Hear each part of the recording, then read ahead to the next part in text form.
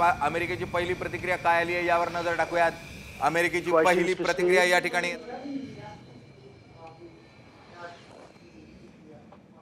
No, it's a shame. We just heard about it just as we were walking in the doors of the Oval.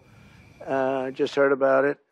I guess people knew something was going to happen based on a little bit of the past. They've been fighting for a long time. You know, they've been fighting for many, many decades and centuries, actually, if you really think about it.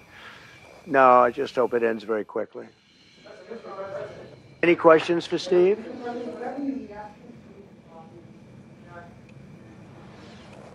No, it's a shame. We just heard about it just as we were walking in the doors of the Oval. Just heard about it. I guess people knew something was going to happen based on a little bit of... असेल तर हा निश्चितच अयोग्य शब्दाचा वापर अमेरिकेने केला की काय असा प्रश्न उपस्थित होऊ शकतो।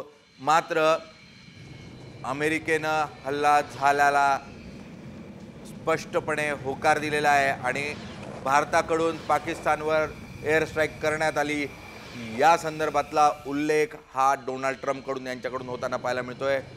दोघही देशांमध्ये तणाव वाढू नये हीच आपण आशा करतो। अशा स्वरूपाची प्रतिक्रिया ही मुख्यतः अमेरिकेकडून पाहायला मिळते। 9 दहशतवादी तळांवर भारताने हल्ला केलेला आहे आणि त्यातून स्पष्टपणे संकेत दिलेले आहेत की दहशतवाद कोणत्याही परिस्थितीत भारत खपवून घेणार नाही। निरपराध भारतीयांचे जर प्राण घेतले जाणार असतील तर ते खपवून घेतलं जाणार नाही। ज्या सर्वसामान्य महिलांचे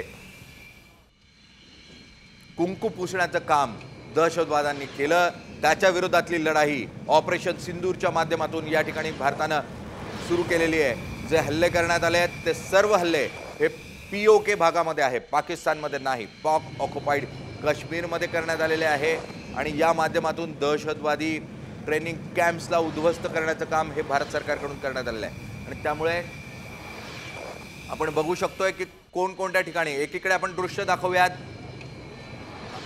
व अधिकची माहिती घेत राहूयात। भारतीय सैन्य दलानं ज्या 9 ठिकाणांवर हल्ले केलेले आहेत ते आपण स्क्रीनवर बघू शकतोय।